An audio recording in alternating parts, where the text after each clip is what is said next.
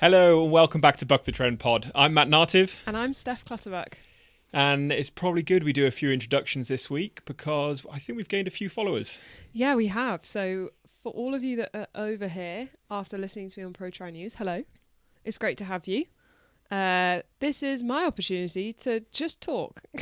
Yeah, and I would just like to say what a great job I thought you did with the Pro Tri News guys. It can be quite difficult coming in with 4 males established connections already, so I thought you slotted in very well. Thank you. And yeah, I was very aware that Pro Tri News has been running for years, and I listened to it right back at the start. So it's a bit of a weird moment for me actually being asked to go on, because it's like full circle.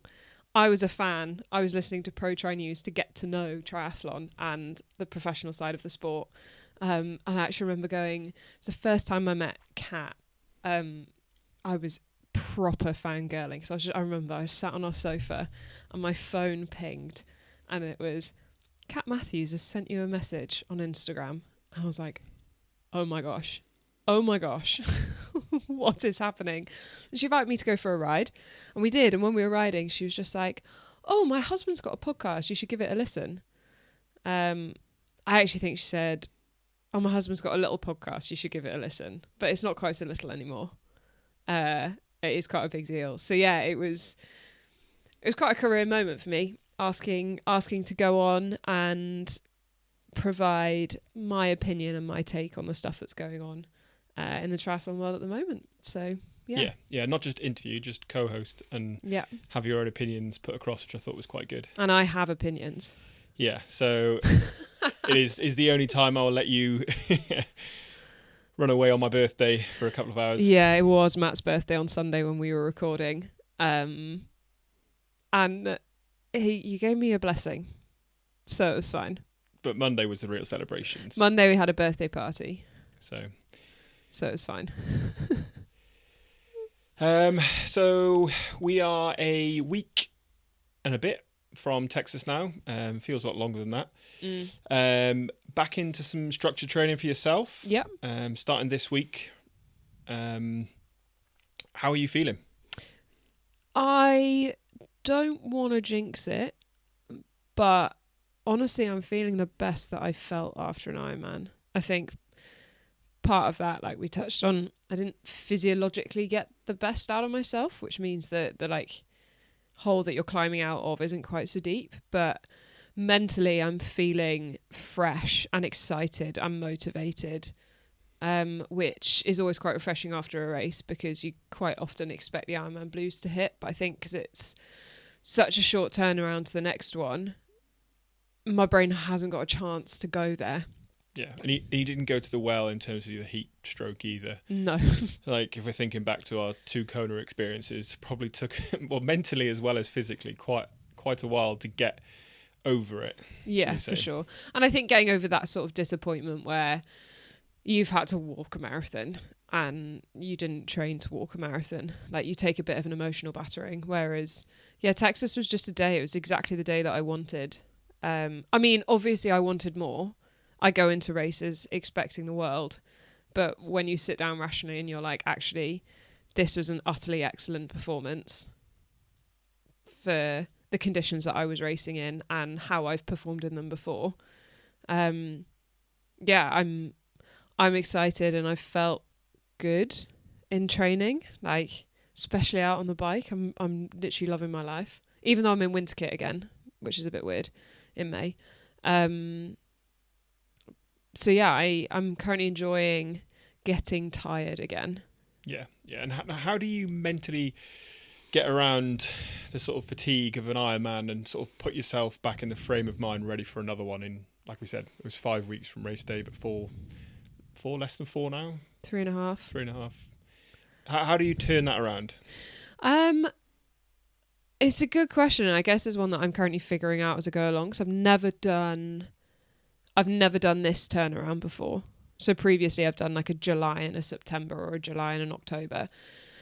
So this is kind of new ground, but I think you've got to get, well, I certainly had to give myself a week where there were really no expectations So we had a debrief with coach, and there was sessions in, as in like, ride your bike today, maybe go for a run today, try and get to the pool today.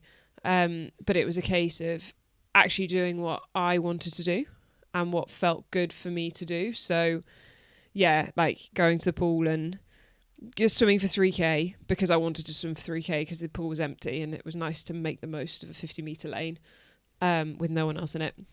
Or, the sun's shining, so you know what, we're going to go for a ride and we're going to go and stop for a coffee. Or, I don't really fancy that today, so I'm going to kind of do less there and do something else instead.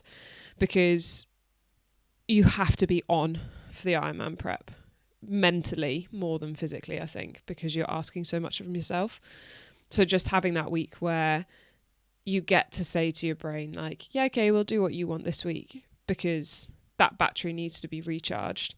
And fundamentally, I love exercise, I love training, I love swimming, cycling and running. So in that week, I wanted to do all of those things as soon as I was sleeping well and eating well and kind of over the worst of the DOMs. So I never resent training, or I'm very rarely nervous for sessions because they're just boxes to be ticked. But I think it's you let yourself see that week as I can do what I like this week, and in having that freedom, you actually end up wanting to do quite a bit. Yeah, and I think we were quite lucky with some nice weather when we got back. So sort of unstructured training for the next sort of the week after was kind of easy because you wanted to go for a couple of coffee rides. I mean, it happened to fall on my birthday, so we went for a few sort of pub rides. I mean, yeah, pub rides are like coffee rides, but even better. Yeah, more an afternoon where you don't want coffee. You can, I mean, you had a lemonade. I think I had a lager or maybe even a shandy. Yeah, and then I managed to get you home. So yeah, I think that kind of helps as well. I mean, it's not often we get good, glorious sunshine in the UK, so to make the most of it. Yeah, and I remember I think it was after Victoria last year, which was in July, we came back and it rained the whole week. And that week was hard to do anything because I didn't want to go and ride my bike outside because it was raining. Yeah, I think if you were to jump straight back onto the turbo, it would probably be a different story. Oh, 100%. I haven't actually got back on the turbo yet, which is quite nice. So turning it around now, obviously next race for you, Hamburg. Yeah, I'm in Hamburg. Do you want to talk about any, I don't know, not expectations, but thoughts currently? Yeah, I mean, I want to run a fast marathon. So I executed it in Chattanooga last year, and realistically, this is the opportunity for me to do it this year. Yeah. Kona is Kona, and anything could happen. Whereas, I mean, yeah, okay, Hamburg could end up being stupid hot, but chances are it'll be low 20s. And I think that is what I want from the race, is to have a swim, because we didn't have a swim last time around a fast marathon. Execute a solid bike. I'm not really one to shoot for power PBs, but I just want to have a good execution, and to obviously ride fast and be challenging at the front, and then to run where I know I'm capable of running. And that will probably be around that 305 to 310, depending on the course and the day. I'd love to say I'm shooting for a sub 3. That's probably a next year thing. But yeah, the first lap of the Texas course I was running thinking I've got a fast marathon in me and I want to execute that. Yeah, and it's just in the process of it will come. Yeah. I think, like we said before, Texas, the start list will probably almost definitely be very, very hot. Yes. Obviously, I was going to say on just the female side, but it's just a female-only start list. It is just a female. The men will be in Frankfurt. So yeah, in terms of Hamburg, I think there'll be similarly again. It sounds like Laura Phillips going to come to the party. I've heard Chelsea might come along. Yeah, Jackie's coming. Kat's racing. Danny Lewis is likely going to need to race. So and then you've got like other Europeans like Maya Stage and Reichmann. Yeah, who may like unconfirmed, but it is going to be an exciting start list, which is really cool. Yeah, absolutely. I mean, they're the start list you want to be on, really, aren't they? 100%. I want to race. So yeah. Okay, so that's the next sort of few weeks lined up. Do we want to go into sort of our topic? Yeah, let's do it. Go on then, you hit us off. So big news in the triathlon world this week is that Ironman have announced, as of 2026, both the men and women are going to be back racing the World Championships in Kailua Kona on the same day. And I have been very quiet about this on socials. Spoke a little bit about it on Pro Tri News, but just wanted to give it the space that it needs. There are some like context points before the discussion starts that are super important to get across. Number one, I believe this is the right decision. I think men and women need to be racing the World Championships in the same location. Yeah, and that's what I was going to say. Is firstly, I think it's good news that they're back together. 100%. Because whether it's a partner, I mean, I'm not racing there the same time you are, but whether it's a partner, a triathlon club, group, it's quite nice. You're input a lot of money to go there. It's quite nice to go there with people. So I think rather than having the split World Championships, it is quite nice to be back in one place. And I mean, I didn't race Nice. I've only raced Kona.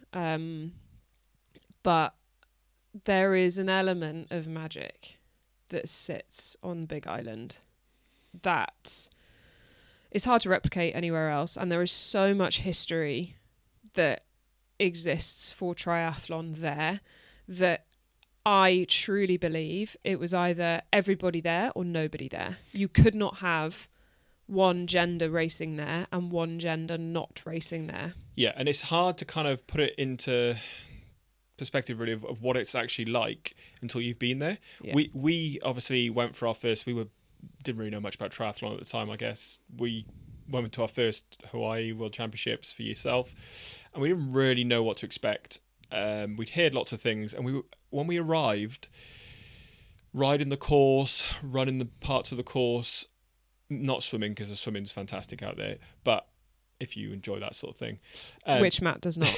Too many sharks. But in terms of the run course and the bike course, it's not that exciting. No. In terms of a Ironman venue. But I think it's the fact, and from our former sports, Henry Royal Regatta is the big one. You get the big buzz. Everyone's there for one specific reason, usually. And I think it's the same with Kona.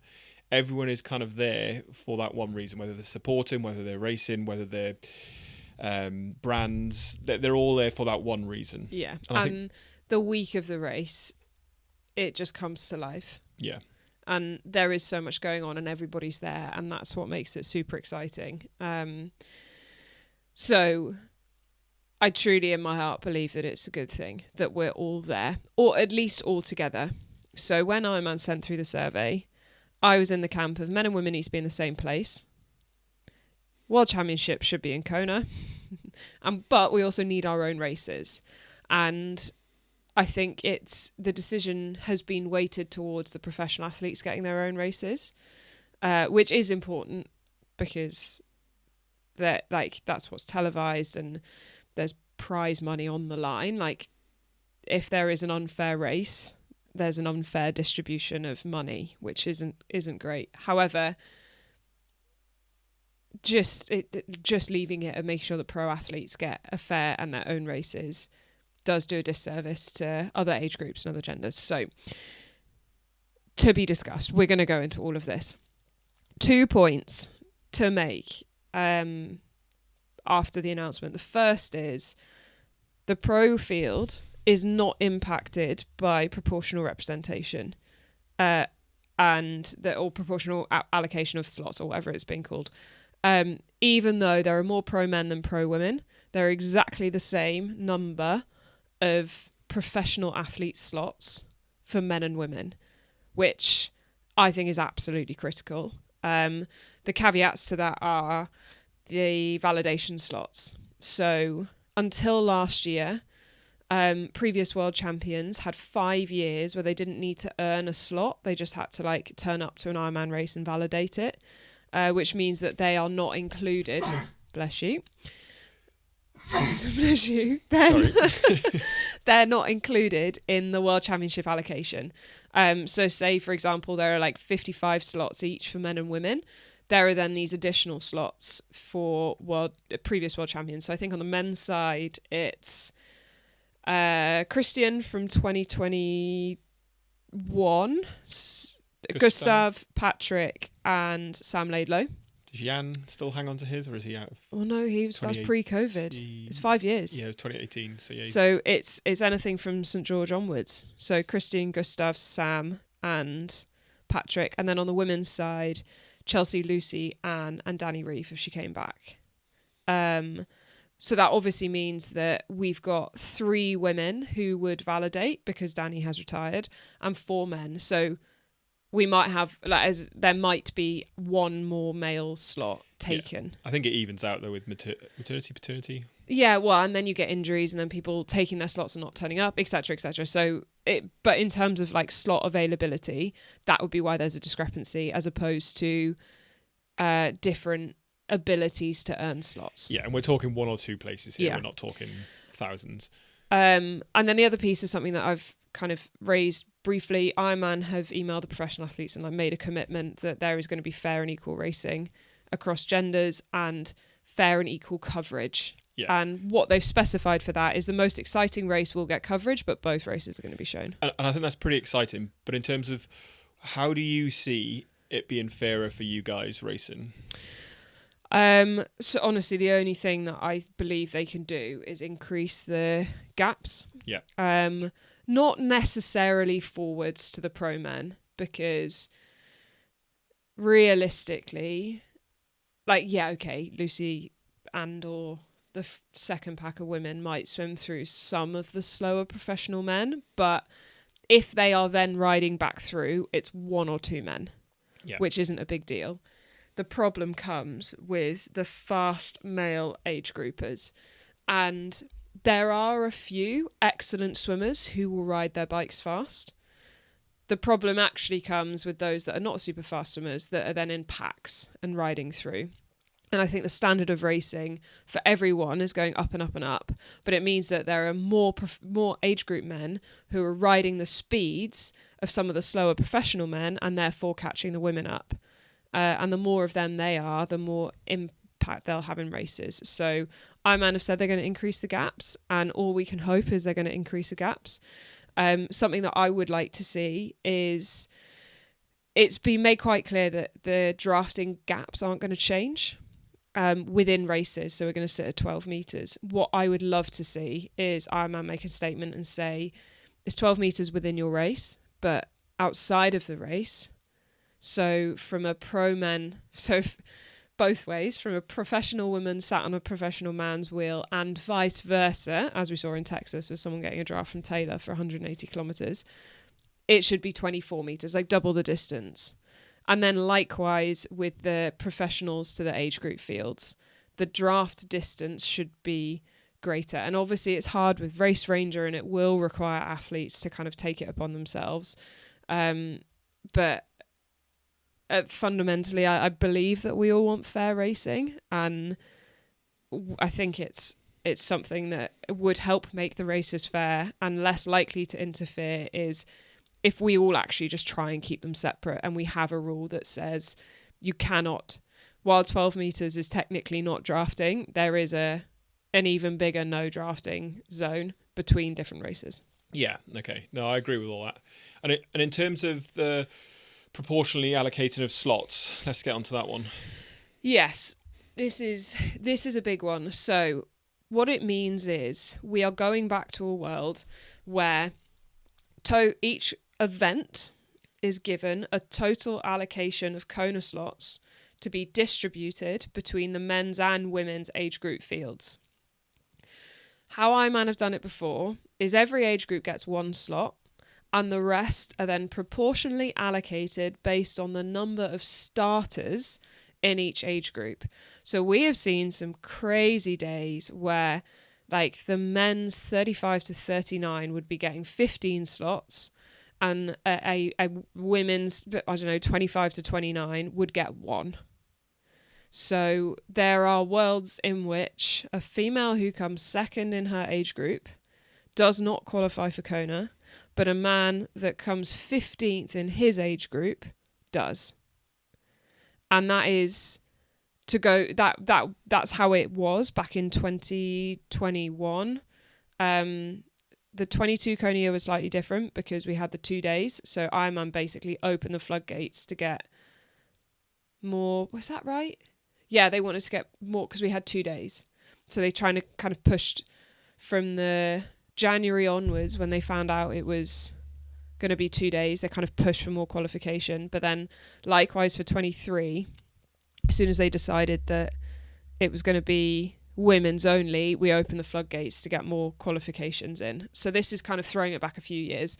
But the first time I qualified for Kona, I had to win my age group. There was 1 slot, which is what I did. That's a huge amount of pressure. So it means, I mean, I'm also not aware of any female age groups that have ever had more than 2 slots allocated to them, because there are just so many more men that enter races. And there are lots of underlying issues here. I think Ironman have said that when they did the women's only world championships, they weren't actually seeing women coming back to compete again. So they were doing 1 Ironman, qualifying for the world championships, racing at the world championships, and then retiring, which is an interesting piece of data. I wonder if they realise that they're not going to qualify for the world championships again. Because honestly, I was at an awards ceremony, and I think Paul Kay was stood at the front saying, "Does anyone want a slot?" Because we were not prepared to take them yet. We were given, I think, 4 months' notice from the February to kind of racing, so that was racing in July, that you were going to have to spend £10,000 to go to Hawaii. So those that were able to say yes were like, actually, you know what, I'm going to treat this as a life moment, and then I'm going to move on. Which is, I'm not sure it's a necessarily a sensible data point to make such a big decision on. But it's kind of, it is what has happened. What I want to see is, yes, there is some amazing investment going into grassroots to get more women into triathlon, and more women into triathlon means that if we've got more women starting, we're going to have more slots available. I don't want these grassroots initiatives saying, hey, come and complete your first, come and complete an Ironman, come and do something hard and do a triathlon, because I've seen it. I kind of, it gets pushed to me on Instagram. Ironman are inviting women with 5 weeks notice to go and do their first 70.3, and then they've got to blog about it and all sorts, which is brilliant. Why does it just have to be completing? Why can't the story be, hey, women, you can compete. You can be the best in the world. You can drive to perform in an exceptional way. I have been fed this rhetoric of women, it's enough to compete for my entire life. And it isn't. We can do so much more than that. We're exceptionally capable human beings. We don't just have to complete things. We can compete in them, and we can be excellent. Yeah, and I think if we look back to where you started, obviously you signed up for an Ironman to try and do something hard to push yourself, and let's be honest, with the intention of just completing it, right? Yes. It then turned into, oh wow, maybe now with a bit more training and a bit more understanding, I can compete. Mm-hmm. Is that how you'd say? Yes, I think the kind of the biggest context to that is I'd spent my life competing. Yeah. So it's kind of that is what I know how to do. And there is an interesting piece around, actually, can we go out to other retired athletes, and how can we use them and their strengths to drive the kind of development of female triathlon forwards. But I still think that, had I been told back in June or April of 2018 or 2019, Steph, you're going to be good at this. Get a coach now. Let's flip your mindset from completing to competing. Who knows? I might have turned pro. You never know what's going to happen. But I just thought, women complete Ironman, so I'm going to go and do that. So yeah, it's a much wider point about, you know, what is the marketing around women in sports and what should we be encouraging others to do. But 100%, let's create an environment where women feel inspired to compete and want to keep coming back and want to turn professional and want to push the female sport forwards and female triathlon forwards, rather than coming in with very little notice, having an incredibly hard day because it is hard, and actually just not wanting to do one again. But they've completed it, so they did the thing that they were told that they could do. Yeah, and I think it's not even just compete and move into the professional realms of things. You can be competitive age grouper and enjoy the sport, and we know hundreds of people who do that. Yeah, Jana being one of them. Yeah, so it's enjoying the sport for what it is. And like I say, having left some high-level sport previously, it can be difficult to enjoy it when you're trying to sort of be competitive with it or just enjoy it at the same time. I'm trying to think where I'm going with this, but I've completely lost my train of thought. That's okay. I can take over if you want. Go on. So something that I touched on with Pro Tri News was the impact that these decisions could have on the health of the female professional field. So you're right, like performing and shooting for performance gives us so much, and it's like that is not the only outcome of a performance pipeline.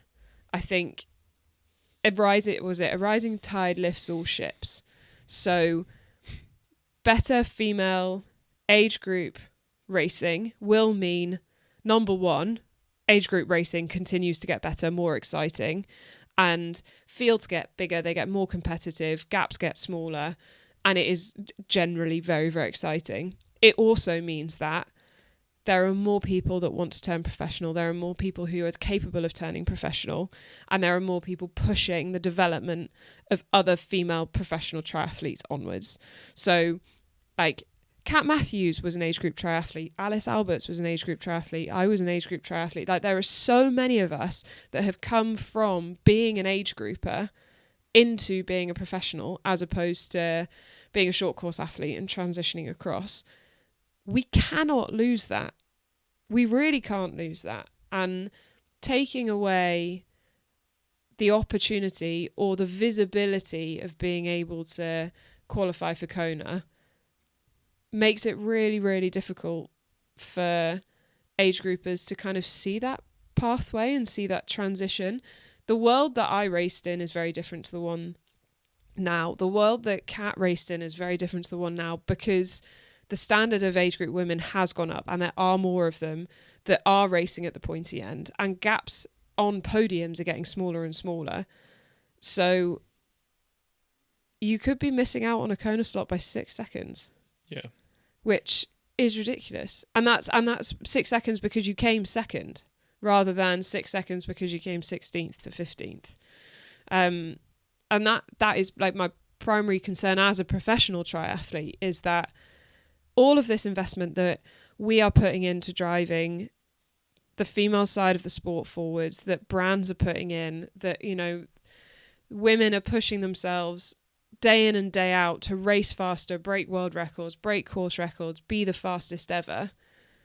If we don't have a tide of new age groupers who are turning professional, or short course athletes that see the benefit in racing long course, which they won't if the standard is not going up, because what's the point? They might as well just keep racing like super competitively in short course. Then we'll stagnate again. Yeah. Yeah, and I think there's a problem as well, as you see on social media of across male and females. There's a big sort of thing about training volume and people trying to do 20, 30 hours a week, even as age groupers. And let's be honest, to be competitive in an age group field, you could probably get away with around 10 hours a week. Yeah, so I think my 2023 year, where I won my age group of 70.3 Worlds, I average 14 hours of training a week. Yeah, and I think that's what scares a lot of people away as well, is how am I going to fit in 20 hours a week? Well, you don't need to do 20 hours a week, realistically. If you're doing the right training, this is where we say you're going back to having a coach to sort of work out. If you don't know what you're doing with it, then get someone on board who does, or do a bit of reading and a bit of research behind it. Because I think that plays a big part as well. Because I know if I had a family, or even just looking after myself and a job and social life, it can be quite hard to fit it in. Yeah. It's not like you're playing football, I don't know, maybe netball or another sport where you can maybe get away with just training, 2-3 times a week with your squad and whatnot. So I think that plays a part as well. Yeah, I'm sure it does. And there are always like hero sessions that get posted to social media from kind of those that are either professional, or those that are age group, or those that are kind of doing their first triathlon. But the biggest thing with training for an Ironman is consistency. Yeah. And just showing up day in and day out. And it's so much better to like consistently do 12 to 14 hours across 6 months than it is to do 3 weeks of 25 hours and then be ill and injured and then needing 3 weeks off again. Yeah. And I think that's part of it. It is scary doing an Ironman, yes, but it's not so scary that you can't do it. I mean, look how many thousands of people have done it before us. And it's kind of accepting it's going to be tough, but it's doable. Yeah. And I think not shying away from that. Yeah, for sure. So yeah, what would you say to maybe a female starting out in the sport, maybe wants to be competitive in the age group field? It's their first one, but they're worried about, I mean, we've heard it all before. People worried about saying something. I want to do this. I want to be competitive there, and it almost been a bit scared to say it. So I think it's really important to have a big scary goal. I've got one, and I don't tell people what it is because it's not for anyone else to know. Like it's for me, and it's what's driving me every day. There is nothing wrong with shooting for the stars. It is not arrogant. It is not overconfident. It's just the thing that drives you and motivates you, and that's really exciting. And then it's what you do with that becomes important. So, yeah, okay, I've got a big scary goal, but I'm not saying I'm going to achieve it this year. In fact, I'd probably be quite upset if I did, because what do I do next? But I then have a plan of how I'm going to get there, and it's years.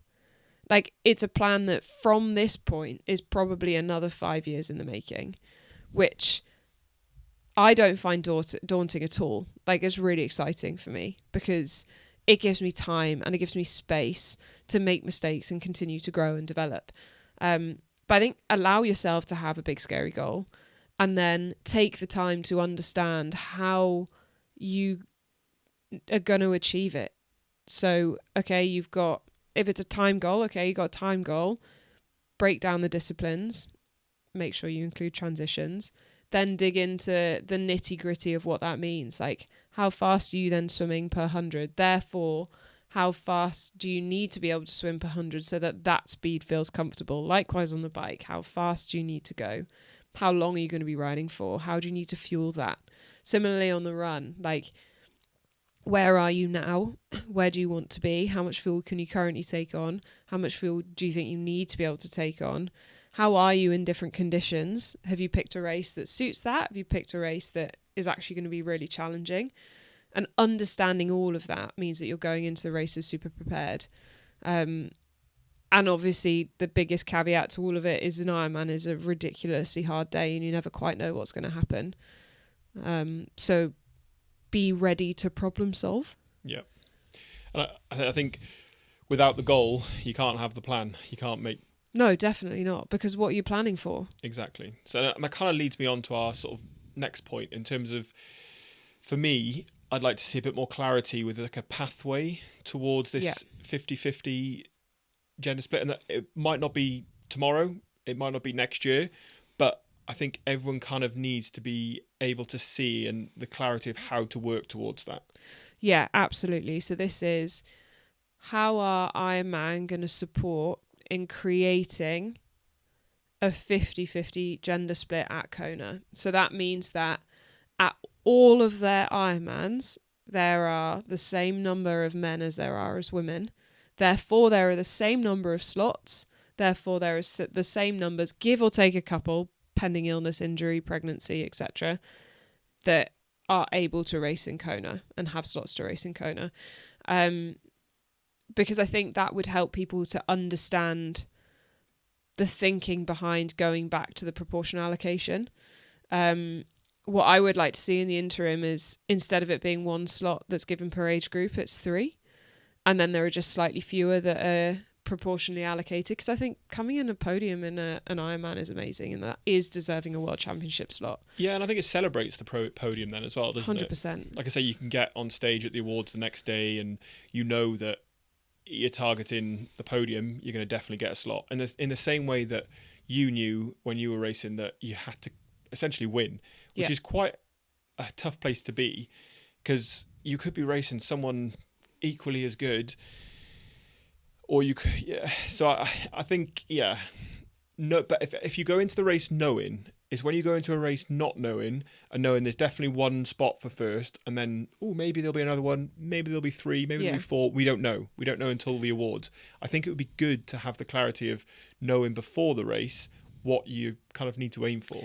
Yeah, exactly. And so what Ironman have said is they're going to carry on the Women for Try initiatives, which means that at certain specified races, there are additional slots for women. Yeah. I don't know what those races are yet. I haven't actually checked. And I don't know if it's announced, because obviously this has all come out in the last week. So I think last time it was an additional 50 slots for women, which is maybe 3. But again, that proportional allocation between the age groups, but it works out at 3 or 4 per age group, basically. Which is that's great. I think that is good. The risk we have is that it will then mean that lots of women are going to the Women for Try races, and then the other races are getting fewer and fewer women because the chances of qualifying is higher at these other ones. And I feel like that might end up having the opposite effect to what is required, or what is looking like people want, because then these other Ironmans will continue to only have 1 female slot, and then the other ones, we might be getting closer to that 50-50 split, but it's not as an overall picture. It's just in isolation as 1 Ironman. And I think something that will continue to put women off with regards to qualifying for the World Championships is the impact that this decision is going to have on their race in Kona. We don't know right now what the age group starting pattern is going to be in Hawaii from 2026 onwards. And by that, I mean, it is no longer, and I don't think they're going to go back to it, there's no longer a mass start in Hawaii. Each age group is given a start time, and it's I think they're 5 or 10 minutes apart. So 2022, for example, I think I went off an hour and 20 minutes after the professional women, so it's quite a big gap. But you've got all of the female age groups and you've got all of the male age groups. How they set them off will determine quite drastically how much the female race is impacted. So, for example, if they set the women off last, so if they set all the men off, and then all the women off, the men have gone by the time the women get there. But age stations are empty. And you will still get stragglers coming through. It then also doesn't quite work because there's a cut-off. They have to be off the bike by sunset, which is why they kind of don't tend to do that, because they need the fastest age groups at the back. So 25 to 29 women, 22. We went off as the penultimate age group, I think, because we were most likely to make the time cut-off by getting off the bike before sunset. So how they manage that will directly impact the quality of the female age groups in the racing. And there are so many male packs out in Kona because it's a course that you can super easily draft on, which, it will have an impact. We just don't know how big yet. Yeah, and it's a difficult one to go about, and I'm glad I'm not making these decisions, because with potentially 3,000 people on the course at one point, it is difficult to, like I say, if you go to a mass start, it's not going to work anymore. Yeah, and I don't know what the answer is. But we're not paid enough to make those decisions. No, and I'm sure they'll be doing modelling and looking at, how they know which age groups are going to be biggest, and they know which age groups are going to be riding the bikes fastest and will more likely to kind of cause problems. And actually, is it best to just get them off first and out the way, and then kind of phase in other, like, I don't know. But that is a big concern, because that also impacts the kind of this performance pipeline. If the racing experience is not good in Kona, people will not go back. Yeah. And I mean, it is an amazing race, and it is an amazing place. And by race experience, I do just mean like the perception of it being fair. Especially if you're a female fighting for a podium slot, you're going to get disenfranchised quite quickly if you don't think that you have a fair shout. Especially for those that are really good on a bike and want those less good on the bike to not have help unduly. Yeah, and it's just got me thinking in terms of how do you change the mindset if the males are more there?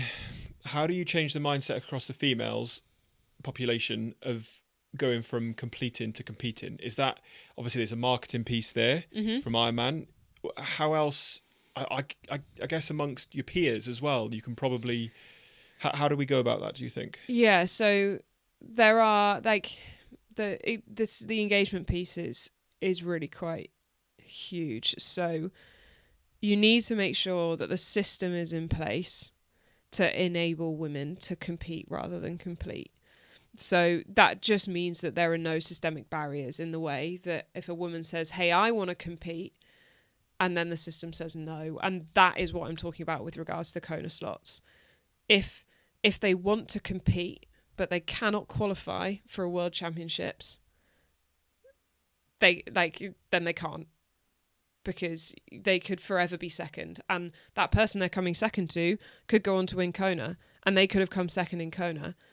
But if they keep coming second, they're not going to qualify, if that makes sense. So you need to make sure that there are the system, and the system is set up and in place to enable women to compete rather than complete. And that's not on the woman. That's on the system to take care of them.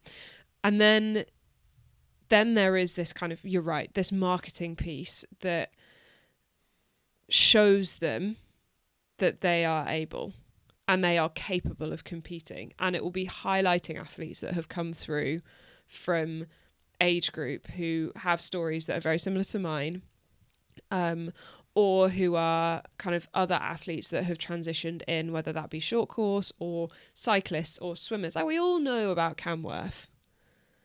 And I'm sure there are other women out, like Nikki Bartlett used to be a rower as well. Like, there are women that it's just talked about less. So talk about them more and show them that it is possible, and not just professionals, but go out and find other age group winners, because we don't hear anything about them. We never hear their stories. Show them how it is possible to compete and to come from not being an athlete to being a competitive athlete.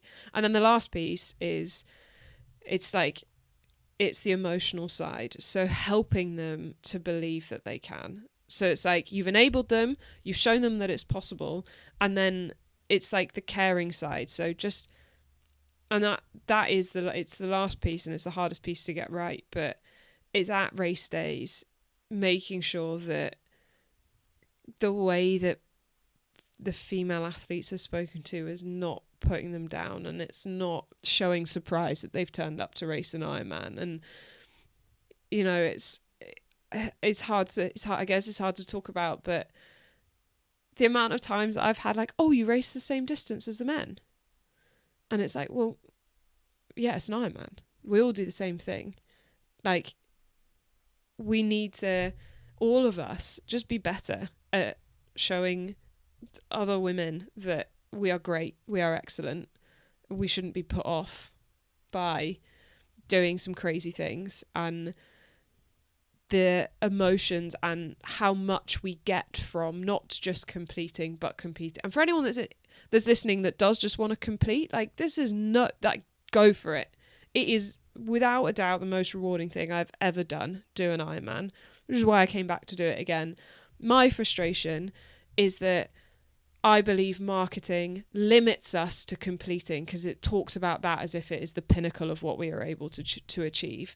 But what competing has given me has been so much more. Ironmans and long distance triathlons have changed my life because I've found joy in competing again. Yeah, and we're talking about the Ironman World Championships here. So if you're making the World Championships, you're competing, you're not completing. Yeah, absolutely. And that needs to be part, like really big part. So you've got the systemic overhaul and making sure there are no barriers to entry. You've got the storytelling and the marketing, and then there is just the enabling of the emotion and the why behind how competing is able to elevate you and what it can give you and how it can drive you, and how, like, listening to Jana's story about her becoming world champion over 10 years, it's just so inspiring.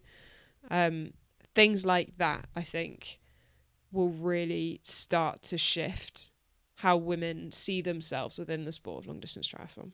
Yeah, and I think, not that wraps it up, because I think it's an ongoing discussion, and I think it will be really interesting to see how Ironman play this now, because I'd imagine they've come under some criticism, as well as, I don't know, they've done, like I say, like there's always going to be someone who's going to complain, there's always going to be someone who's going to praise it. It's got to work for everybody, isn't it? And that is a very difficult place to be. So well done for them making the steps. It'd be now interesting to see where they go from there. Absolutely. And they were basically in a no-win position. Yeah. And I think what is important is what happens now. And to be honest, there are so many of us that want to help. Yeah. Because I want to help. If Ironman pick up the phone and ring me tomorrow and say, can you help me with this? The answer would be categorically yes. Because it is something I'm so passionate about. And it is good for all of us. Every single one of us that does this sport, if everyone has the opportunity to shine. And I, like I said, long distance triathlons changed my life, and I want other people to experience that. Yeah. So feel free to give us your thoughts, drop us a message. Yeah. We're happy to engage. And, please do, actually. And hear more. We don't know everything. So it'd be good to hear other points of view on it as well, I think. Absolutely, it would. So I think that kind of wraps up that one for the week. Do we want to talk about what the buck moment of the week? Yeah, my what the buck moment of the week was Hayden Wild with his outrageous 27-minute 10K, which is super fast, mind-blowingly fast actually, but devastatingly. He then got hit by a car the next day, so he's in hospital. Well, he's out of hospital now, but weirdly overshadowed by his crash, really. Yeah, I think so. So yeah, well done, Hayden, and get well soon. Yeah, we're really sorry. Get well soon.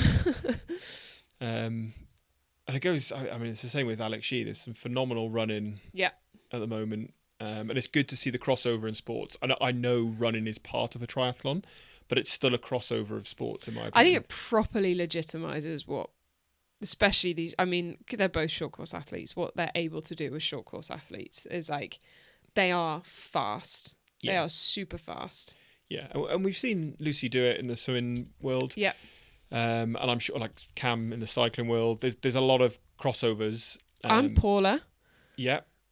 And Taylor. Yeah. I mean, the list goes on. It does go on. There's lots of us. But really exciting to see that sort of crossover between sports. I think so. I said it after Paris. I think it would be so cool if in LA there were long distance triathletes at the Olympics for their nations in sports that were not triathlon. Yeah, and I think we will see that. Yeah, I hope so, because it's really cool. The half marathon, I think there could be some mid-distance triathletes that are there representing for half marathons. They're getting so quick now. And also open water swimming. That's a thing. And also cycling, because Taylor's already done it. But just more of that would be really, really cool. Yeah. Yeah, no, definitely. Fabulous. Well, I think that's it for the week. Yeah, I'd just like to butt in, I guess, and just say, the thank you for new people who've come across, who've come and said hello, commented on Spotify. I think it would be great for us if you could give us a rating on Spotify. 5 stars, please. And yeah, like I say, if you know someone who might enjoy the podcast as well, feel free to pass it on to them. Yeah, please do. I mean, this is my journey to Kona at the end of the year, and we will carry it on after that point because we're having so much fun. But we want to know what you guys want to hear about. So thank you for engaging. Thank you for all the lovely feedback we've had. And we will catch you again next week. Yeah, and we are at Buck the Trend on Instagram. Buck the Trend Pod. What she said. Feel free to drop us a message. Any topic points you'd like us to discuss or you'd like to input yourself, feel free. And we'll see you next week. See you next week. Bye. Bye-bye.